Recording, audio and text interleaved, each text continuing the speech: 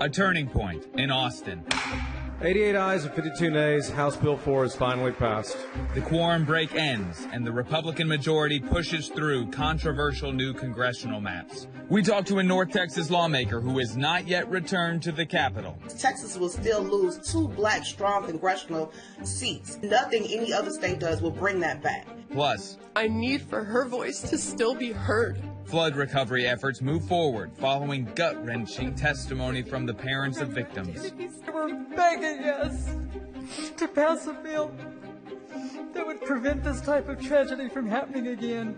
We explore the far-reaching proposal to change youth camps in Texas forever. No child, no kid that ever goes off to camp will ever sleep again in one of these floodplains.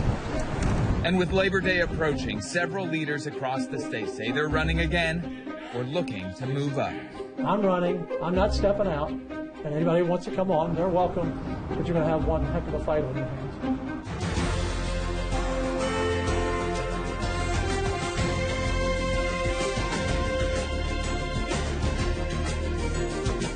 This is Lone Star Politics from NBC5 and the Dallas Morning News. We begin with the latest developments in the Texas redistricting battle spreading nationwide. Good Sunday morning. I'm Phil Prayson from NBC5. And I'm Gromer Jeffers, political writer with the Dallas Morning News. A new congressional map gerrymandered to add 5 Republican House seats advances to Governor Greg Abbott's desk following weeks of partisan fighting. President Trump initiated the move and is already taking a victory lap on social media, calling it a big win for Republicans in Texas and across the country. Meanwhile, in a counter move to Texas, California scheduled a high-stakes special election for November with the goal of sending 5 more Democrats to Congress. We're going to continue to talk to these states to try to meet them where they are, which is in the dirt. And then there is this image of Fort Worth Representative Nicole Collier sleeping overnight in the Capitol after refusing to go along with an order to have a DPS police escort to return her to work. Last week, as the 2-week quorum break stalled a vote on the maps, that ended. One North Texas Democrat continued to stay outside the state. Representative Aisha Davis. District stretches across southern Dallas County and includes Cedar Hill and DeSoto. We asked her why she didn't go back with her colleagues and was it worth it? How do you assess the Democratic efforts to quorum break? Was it successful? And what's the path forward? I mean, we definitely wanted to do everything we could to stop these racist, gerrymandered redistricting proposals, everything we could. And when we were having all of those hearings all across the state, Houston, Austin, Arlington, people that testified didn't actually get a chance to see the maps. So once we actually did get our eyes on the maps, they were worse than what we imagined. And we had to think quick about what we can do to stop this effort. You know, we are the minority in the House. So having those different conversations with governors across the country, you know, making sure that they were involved, making sure people across the country and the world knew about what was happening in Texas, because this would have a larger effect. Those are some of the things that we really, really prioritized as we left, during the time we were gone, and once we got back. And in terms of success, I would say definitely, we definitely were able to get the word out about what was going on in Texas. Representative, not all the Democrats returned to make quorum. What should we take from that? Is that a symbol that the Democratic caucus is kind of divided over this issue, or just, you know, these were the people who could get back? You know, some of us had different goals. Some of us had a goal of making sure we ended that first special session without having this bill pass through. Some of us, like myself, had a goal to make sure I did each and everything possible to kill that bill. And I wasn't going to allow quorum at all, you know, if I had my own say so. Mm-hmm. So there were some of us who strongly felt that we should not be giving quorum no matter what, because these bills are, well, that bill was detrimental. You know, no matter what California does, Texas will still lose 2 black strong congressional seats, and nothing any other state does will bring that back. And even through litigation, it'll be years before we'll be able to replace those seats. So some of us just strongly felt that there was no way we can contribute to the quorum that allowed this to happen. So you wanted to have the quorum break go longer than it did? I absolutely wanted us to stay gone a little bit longer. I wanted us to look into this issue a little bit more. I wanted us to engage constituents a little bit more, different attorneys a little bit more, redistricting experts a little bit more. So I knew that the Republicans were going to be very well prepared because this was something that was dictated by Trump. And do you know of any attempts to bring you back? Was DPS on your tail or anything like that? I mean, what? I stayed out of Texas. You know, it was heartbreaking to see what my colleagues went through as soon as they went back, went on the floor. You know, many of them, all but one, had DPS following them everywhere they went, 24/7, whether they went back home, whether they went grocery shopping, CVS, to restaurants, even to the Pink Pony in Dallas. You know, there were DPS officers following them every single place they went. And if they didn't agree to that, then like my colleague Nicole Collier, they were locked in the chamber for days until it was time for that second reading on the House floor. So my heart went out to my colleagues for going through things like that and their families, because this affected our families a lot as well. What do you think the argument on the issues is? You know, because Republicans this week in their committees on this issue would say, we're not trying to draw Black and Hispanic voters out of power. We're trying to draw Democrats out of power. What's your thoughts on that? Well, when you look at how they did it, it was definitely racism used as a component for this, because not only were they drawing lines to try to get more Republican districts, they were also taking economic engines out of Black and brown majority districts. So where I live, CD30, they took out the airport. They took out a lot of corporate headquarters. They took out a lot of downtown. They took out a lot of places where folks can work, and where our representative, Jasmine Crockett, would have been able to speak up for her constituents to be able to have those opportunities. So there was definitely a race component to this, because it wasn't just drawing of lines that packed and cracked people of color. It was also taking away resources, drawing congressional members outside of the places where they typically served. All of that was involved in this. So it was about diminishing the Black and brown voice and vote. And that's what I hope that courts will see when they overturn what we did. You mentioned power grab. So how do Democrats grab power? The 2026 elections are on hand. Isn't it all about winning at the ballot box? Even though this has been claimed to be an attempt to open up more Republican seats, I've heard folks from both sides of the aisle that didn't like what was going on, didn't like that the priority of special session was this redistricting and not getting resources to those who were affected by those July 4th floods. And the call on us with all the DPS surveillance and all of these warrants, it wasn't to continue this special session. It was just to make sure those redistricting maps passed. Because once they were done with it and third reading was done, then, hey, everything, dropped. People were able to go home without those experts. So this session should have been about Texas and the needs of Texans. But instead, it was about redistricting, and everything else kind of came secondary. People of Texas see that. No matter if you're red or you vote blue, people of Texas saw that, and they didn't like it. Despite the special session moving forward and the map being approved, Texas Attorney General Ken Paxton continues his effort to punish the Democrats that broke quorum. He filed briefs before the Supreme Court of Texas asking them to declare the seats of 13 Democratic House members vacant. Paxton said in part these Democrats chose to put political theater above their constituents' voices. The court set this Friday as the deadline for the Democrats to respond. Just another sign, Gromer, this battle is far from over. Right. And up next, with redistricting finished, far-reaching flood recovery bills can finally move forward. We talked to a North Texas senator about that. Congressman Chip Roy is leaving his post in D.C. in hopes of winning an open seat in Austin. Can this often rebellious member of Congress win the race for Texas Attorney General? We talk about that next on Lone Star Politics. Now, this bill can't bring your daughters back,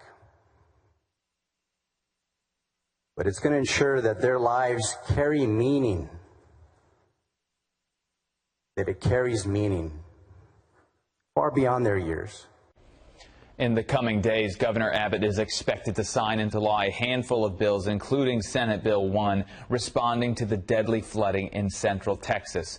Flower Mound Senator Tan Parker is chair of the state Senate Republican caucus. He has been outspoken about relief and disaster preparedness. Several of the young girls from Camp Mystic who passed away in the flooding lived in his district. I spoke with him at the Capitol just before lawmakers overwhelmingly passed the bills. Your motivation for these flood bills, SB 1, SB 2, SB 3, what is your motivation? Well, there's nothing more important than taking care of these families that have lost everything and losing a loved one. A precious child, remember their family, and making certain that we do something meaningful in their honor and memory so that future generations of Texans don't suffer the way that so many families in Texas have this summer. At least 7 of these victims, the children, were from DFW. Do you know any of these families? I do know some of those families. It is absolutely tragic, beyond words, what has occurred. Our hearts are broken for them. One of the things that I think is so special is the way that Texans have come together, Texans helping Texans, to help these families during the most devastating time to lose a child, to lose any loved one, much less a child. And so, yes, to see their suffering, to know what they're going through, is beyond comprehension. I've seen some criticism about the timeline. Everybody seems to agree about the flooding. The legislature seems to be tackling redistricting first. We've heard from some kind of disgruntled viewers about that. What do you think about that? Why do redistricting first and not the flooding? We are laser focused on recovery and on SB 1. That is our priority. This special session, SB 1, is all about taking care of future campers and campgrounds. I'm happy to talk about that in some more detail, but that's our focus. We divide up as a division of labor, obviously, with regard to things that are on the call, but our focus, there's nothing more important. Let me be very clear.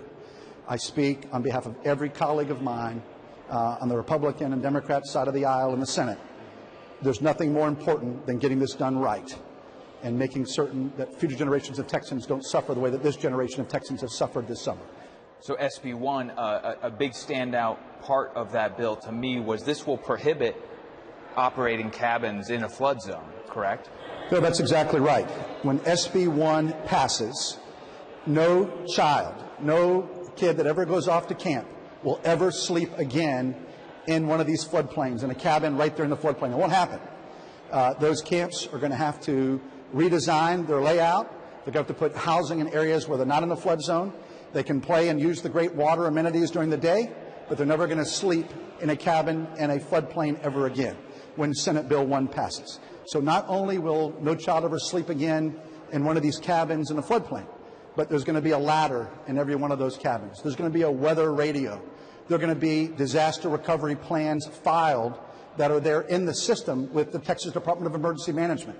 And they're all going to be licensed by the Department of Safety and Health Services, DSHS, to make certain that we really have real teeth and structure for every organization, every camp that wants to operate here in Texas. And also part of SB 1, it seems that there's more assignment of responsibility and accountability. Each camp has to have an emergency coordinator. So you're in charge. This person's in charge, that person's in charge. Because there was some confusion of who's in charge to make sure this all happens. 100%. Look, let's be very candid.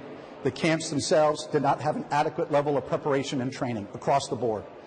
So that has to be dramatically ramped up, and those plans now have to be on file with the Texas Department of Emergency Management. Then beyond all of that, of course, in the other bills. So we'll pass Senate Bill 1, like I said, on the floor of the Senate on Thursday night. But we've already passed 3 additional bills addressing this topic.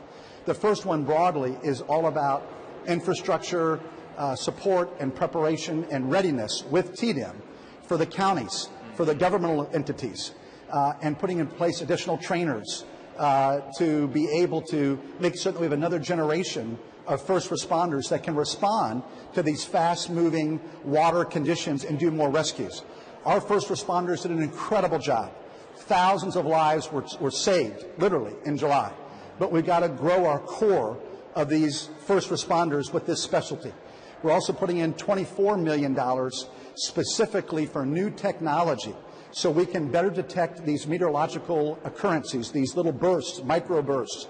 And some of that technology is coming from our own University of Texas at Arlington and DFW.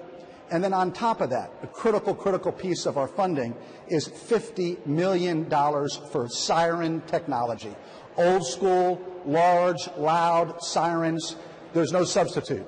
I apologize for somewhat of an insensitive question, but it's maybe in 5 years and 10 years down the way, somebody who runs a camp may go, Texas is a private property state. Why do we need all these new rules? It won't happen at my camp.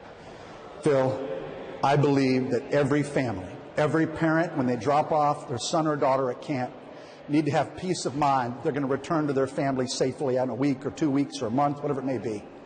That's the standard that we must judge ourselves by. And so to put in place this regulatory standard that protects these precious kids, responsible plans, that we build housing not in floodplains in these camps, these are basics that need to be done. And at the end of the day, we cannot put a price on a human life. And it is vital that we do it right. Many of the parents of the victims from Camp Mystic were present as lawmakers passed those bills. More than 130 people died in the July 4th flooding, including nearly 40 children. 27 of those stayed overnight at Camp Mystic. In a statement, the parents of 8-year-old Virginia Hollis of Belleville said, in part, "For the first time since we lost our child, we feel that her voice is being heard." One Republican in the legislature did vote against these flooding bills, Midlothian Republican Brian Harrison. The bill passed 136-1. The representative said he could not support the bill following amendments by Democrats. Harrison said the final version created new rules for all camps, even those where safety was not an issue at the moment. The work is never done.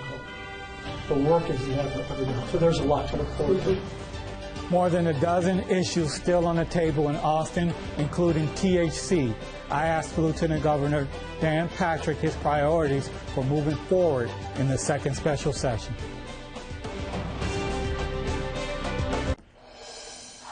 Governor Abbott put 19 items on the agenda for the second special session, one more than in the first special session. 5 items related to the deadly flooding in Central Texas and redistricting. That leaves more than a dozen items, including eliminating the STAR test. 2 items that Lieutenant Governor Dan Patrick battled for during the regular session. Gromer, you asked him about it at an event. So, Gromer, first of all, we need to continue to reduce property taxes. We've come a long, long way from where we were. Even the bill that we passed today, you know, when I came into the Senate in 2000 and Lieutenant Governor in 2015, I sat down with the TML, Texas Municipal League, when the rollback rate was 8%. And our first step was to get to 6%, and they walked out of the meeting and said, we'll never negotiate. And today it's now going to be 2.5%. Number 2, we always have new issues that come before us. THC is one of those. A year ago, I first learned about it. Charles Perry's been working on that issue for 4 years, law enforcement. This is a dangerous drug that we must ban. You can't regulate. If you regulate something, you legalize it. Patrick made the comments while standing alongside other Republicans who all confirmed their intentions to seek re-election. And lawmakers are not losing sight of the 2026 election, Gromer. The already crowded field to replace Texas Attorney General Ken Paxton continues to grow. Yeah. And Gromer, you wrote about it in the Dallas Morning News. U.S. Representative Chip Roy of Austin wants to become the state's top cop after 4 terms in Congress, saying it's time to draw a line in the sand. Meanwhile, the Democratic field includes Senator Nathan Johnson of Dallas and former Galveston Mayor Joe Jaworski. So, Gromer, does Chip Roy have a chance, you think? Yeah, you know, if you look at the Texas Southern University poll that just came out, there's like 72% of voters, primary voters, Republican primary voters, are undecided. So there's a lane there for one of those candidates to break out. The question is, what is his lane? Does him and Aaron Wright share a lane, or can he use his name recognition and his position as a constitutional conservative to sort of do well in a conservative Republican primary? How much will it matter in this Attorney General's race to have outside endorsements, as in Governor Abbott, who he picks? President Trump will obviously be huge. Lieutenant Governor Dan Patrick and the outgoing Attorney General Ken Paxton. Will those endorsements matter? If Trump makes an endorsement in a race, it will matter. It will matter a whole lot. Governor Abbott's endorsements are useful as well, and Paxton could be for the very most conservative voters in the primary. But Trump is the big one. If he chooses to endorse in this race, that could sway it one way or the other. And there's some state senators in the race, too.